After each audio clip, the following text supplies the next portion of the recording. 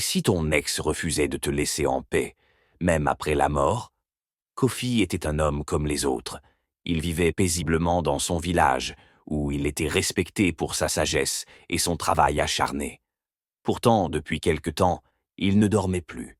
Chaque nuit, une présence étrange le réveillait en sursaut.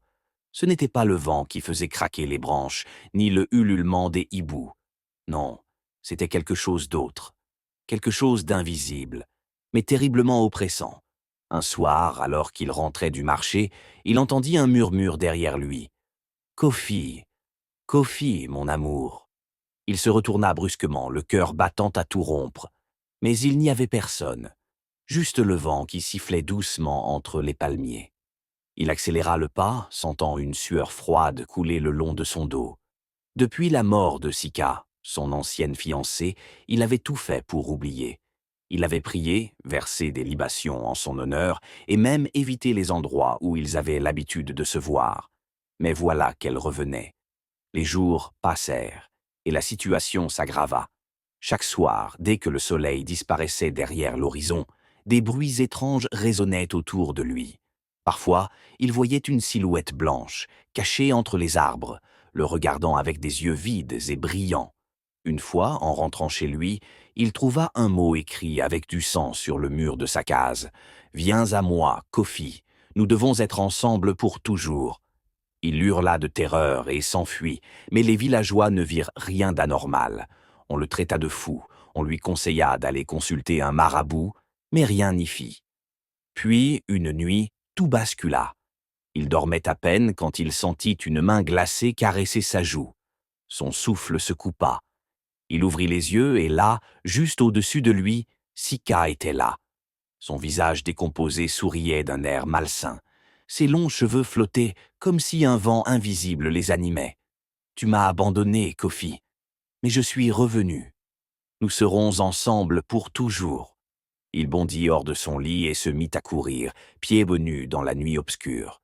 Il ne savait pas où aller, il voulait juste fuir. Derrière lui, des rires macabres résonnaient. Essoufflé, il arriva chez le vieux féticheur du village, un homme que tout le monde respectait pour ses connaissances des esprits. « Elle est revenue. Sika, elle me hante !» cria Kofi en s'agenouillant devant lui. Le vieux le regarda longuement avant de hocher la tête. « Sika ne peut pas reposer en paix, parce qu'elle n'est pas morte de manière naturelle. » Kofi sentit son sang se glacer. « Mais elle s'est noyée dans la rivière. Tout le monde le sait. » Le féticheur posa sa main sur son épaule et lui répondit d'une voix grave. « On t'a menti. Sika n'est pas morte, accidentellement.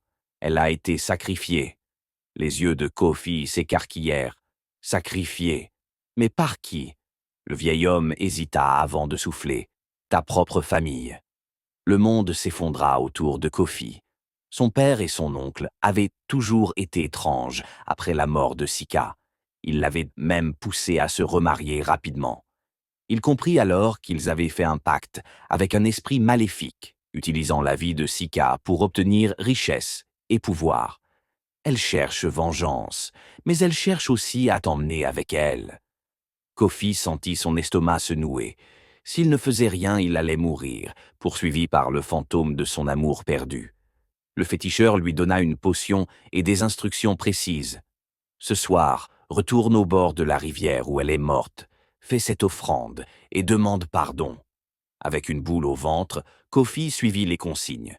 Il se rendit au bord de l'eau, alluma des bougies et versa du lait et du miel dans le courant, tout en récitant des prières.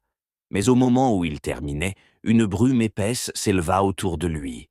Sika apparut, plus effrayante que jamais. « Tu crois pouvoir m'apaiser avec ça?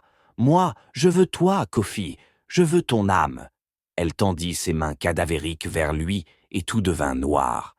Lorsqu'il rouvrit les yeux, il était allongé sur le sol, le vieux féticheur à ses côtés. « C'est fini. Sika est partie. »« Et ma famille ?» demanda Kofi d'une voix tremblante. Le féticheur le fixa intensément. « Leurs péchés seront jugés. Mais toi, tu es libre. » Depuis ce jour, Kofi ne fut plus jamais hanté, mais il garda à jamais une cicatrice dans son cœur, celle d'un amour brisé par la trahison et la cupidité. et dans les nuits sans lune au bord de la rivière, certains affirmaient encore entendre une voix murmurer doucement « Kofi, Kofi, mon amour ».